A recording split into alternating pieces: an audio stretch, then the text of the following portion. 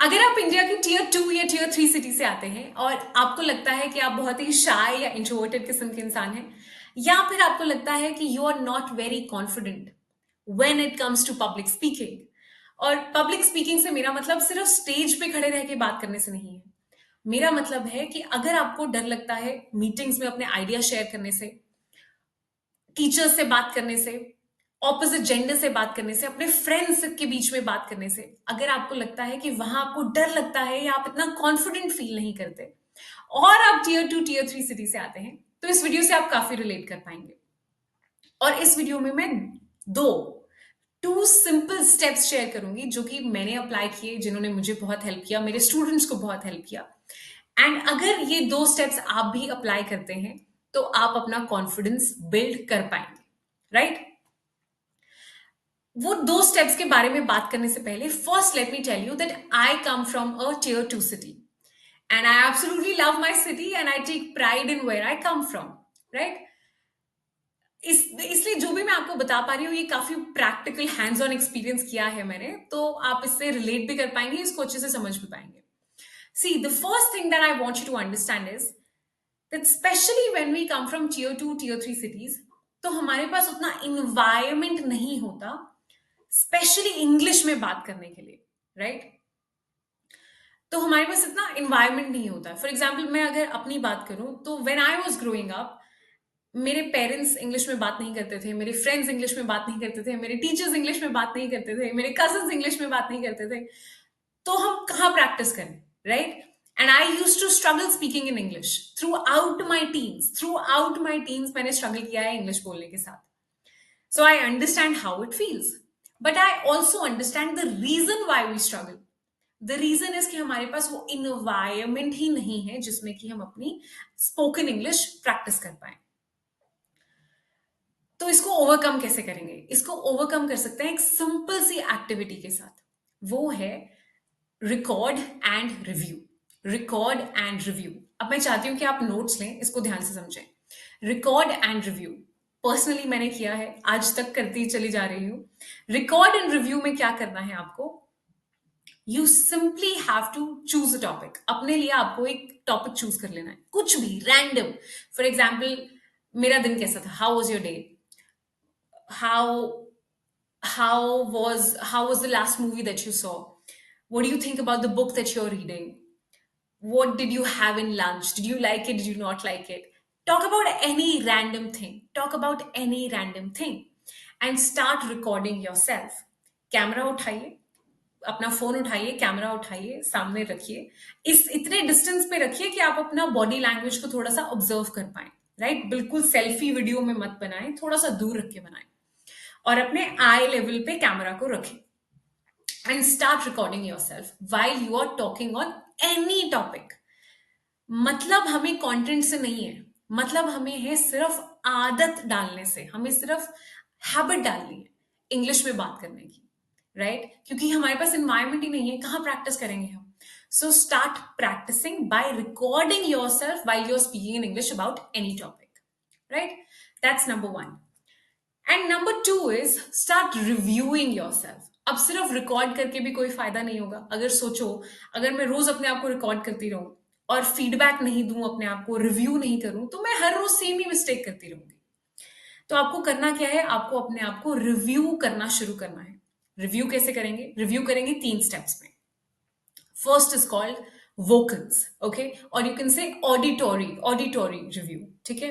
इसमें आपको क्या करना है? फॉर एग्जाम्पल, आपने अपना वीडियो रिकॉर्ड किया अपने फोन में, आपको उसको अपसाइड डाउन रख देना है और सिर्फ हाई वॉल्यूम पे करके सुनना है। ऑडिटोरी, सिर्फ सुनना है।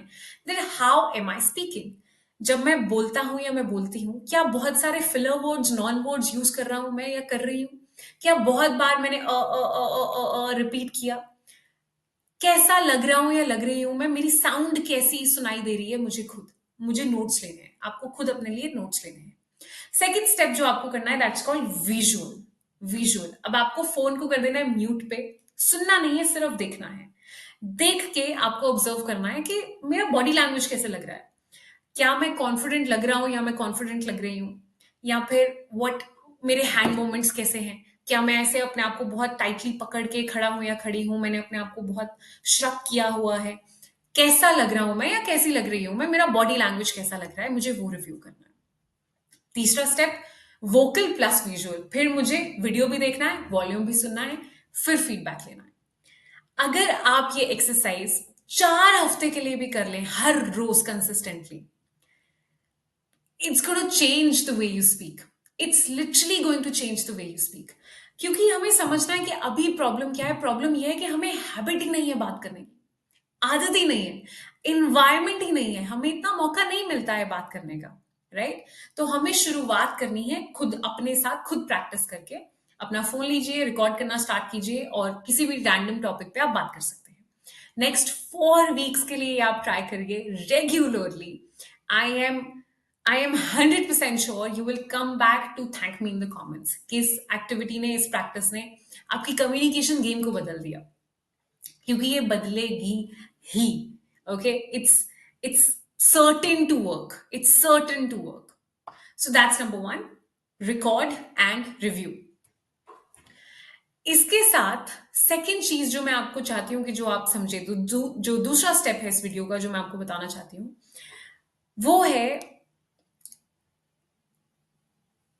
never saying no to any opportunity, especially when it comes to speaking, right? Never saying no to any speaking opportunity. See, shyness या इंट्रोवर्जन या फिर कॉन्फिडेंस ना होना, इससे बाहर आने के लिए कोई मेडिसिन है नहीं है, राइट। आप कैसे बाहर आ सकते हैं? जब आप ज्यादा प्रैक्टिस करेंगे, जब आप ज्यादा मौके आपके सामने, अपॉर्चुनिटीज आपके सामने आएंगी, तो आप उन अपॉर्चुनिटीज को एक्सेप्ट करेंगे, राइट। अब आप मुझे कह सकते हैं कि शिल्पा कॉन्फिडेंस ही नहीं है, यही तो प्रॉब्लम है, तो मैं कैसे, आई आई मेरी हार्ट बीट बढ़ जाती है, मुझे स्वेटिंग होने लग जाती है, शिवरिंग होने लग जाती है, and you are saying that grab an opportunity. I understand, I understand, but you also have to understand कि किसी भी चीज को डेवलप करने के लिए, किसी भी चीज को बिल्ड करने के लिए आपको उसको प्रैक्टिस करना ही पड़ेगा। इसको अलग तरीके से समझने की कोशिश करते हैं। सी, हमें किसी भी चीज से कब डर लगता है, क्यों डर लगता है? जब हमें वो चीज नहीं आती और हम उसे बार बार नहीं करते हैं। फॉर एग्जाम्पल, जब आपने कार चलानी सीखी, राइट, तो हम श्योर आपको बहुत डर लगता था आपको कि आपका, और जब आप स्टार्टिंग में कार चलाना सीख रहे थे तो आप ऐसे सोचते थे, आपका ध्यान पूरा स्टेयरिंग व्हील के ऊपर, दोनों हैंड से स्टेयरिंग व्हील पकड़ा हुआ है, गियर्स पे पूरा ध्यान है, फर्स्ट गियर कौन सा है, सेकंड गियर कौन सा है। और कई दिनों तक, थोड़े दिनों तक आप बहुत कॉन्शियस रहते थे कि मुझसे ये गलत ना हो जाए, मैं ये गलत ना कर दूं, लोग हंसेंगे मेरे ऊपर, एक्सीडेंट ना हो जाए, राइट। तो कोई चीज जब हम पहली बार करते हैं, हमारे लिए नहीं होती है, तो हमें उसमें डर लगता है, obvious, right, it's obvious. But as you put in more number of reps in it, as you put in more number of repetitions in that work, आप कॉन्फिडेंट हो जाते हैं। अब अगर आप पिछले 1 साल से, 2 साल से, 5 साल से, 10 साल से गाड़ी चला रहे हैं, तो अब आपको पता भी नहीं होता होगा कि कब आप अपनी डेस्टिनेशन पे पहुंच गए। आपका ध्यान ना स्टेयरिंग व्हील पे है ज्यादा, ना ज्यादा गियर्स पे है, अपने आप गाड़ी चल रही है। Right, it has become automatic now. Same way, same way, similar way, starting में अगर आप ये नई चीज शुरू कर रहे हैं, आपको मीटिंग्स में अपने आइडिया शेयर करने हैं, आपको क्लासरूम में अपना आइडिया शेयर करना है, आपको डर लगेगा, लगेगा, ओके। हार्ट बीट बढ़ेगी, sweating, shivering, nervousness, butterflies in the stomach, सब कुछ होगा। मैं नहीं कह रही हूं कि नहीं होगा, it's normal to happen, it will happen. But उसको ठीक करने का तरीका क्या है? तरीका सिंपल है, that you have to put in more number of reps, more number of repetitions in that work. आपको वो बार बार, बार बार, बार बार करना है, जब आपको मौका मिले। Whenever you get an opportunity to speak somewhere, raise your hand, speak, raise your hand, speak. That's the only way. That's the only way you're going to break this circle of not speaking up. अब मैं ये नहीं कह रही हूं कि ये आसान है, क्योंकि मैं इससे गुजरी हूं, खुद गुजरी हूं मैं इससे। तो मैं आपके साथ शेयर करती हूँ, when I was in school, I was very shy and introverted sort of a kid, और बिल्कुल कॉन्फिडेंस नहीं था मुझ में, मतलब मेरे आंसू निकल आते थे अगर मुझे कोई इंट्रोडक्शन भी देने को बोल देता था तो। But I did it, okay, I did it. बहुत मुश्किल लगता था, but I use to raise my hand to speak up something. बहुत बार ऐसा हुआ कि स्टूडेंट्स मुझ पे हंसने भी लग गए, but I didn't give up, क्योंकि मेरे लिए ये चीज जरूरी थी। तो अगर आपके लिए भी ये चीज जरूरी है, अगर आप अच्छे कम्युनिकेटर बनना चाहते हैं, अ, जो कि एक्चुअली जरूरी है आपकी पर्सनल लाइफ के लिए, आपकी प्रोफेशनल लाइफ के लिए जरूरी है अच्छा कम्युनिकेटर बनना। So this is the thing which you have to do, grab the opportunity which comes your way. जो भी अपॉर्चुनिटी आपके रास्ते में आती है उसे ग्रैब कर लीजिए। फिर चाहे वो टीचर पूछ रही है, do you have any question, raise your hand, ask a question. Right? आपके मैनेजर ने मीटिंग में पूछा, anybody wants to share anything, any ideas, any questions, any feedbacks, raise your hand, talk. Right? और कोई तरीका नहीं है इस सर्कल से बाहर आने का, कॉन्फिडेंस बिल्ड करने का। यही एक तरीका है कि आपको वो एक्टिविटी करनी पड़ेगी। Right? So first thing, record and review. Second thing, grab opportunities, as many as possible. दो सिंपल सी चीजें हैं जिन जो मैंने की हैं अपनी लाइफ में, जिन्होंने मुझे बहुत हेल्प किया, मेरे स्टूडेंट्स को बहुत हेल्प कर रही हैं, और आपको भी बहुत हेल्प करेंगी। राइट? अब अगर आपके कोई भी क्वेश्चंस हैं कॉन्फिडेंस के बारे में, कम्युनिकेशन के बारे में, तो आप उन्हें कमेंट्स में लिख सकते हैं। तो press that like button and subscribe to the channel. I will see you in the next one. Bye bye.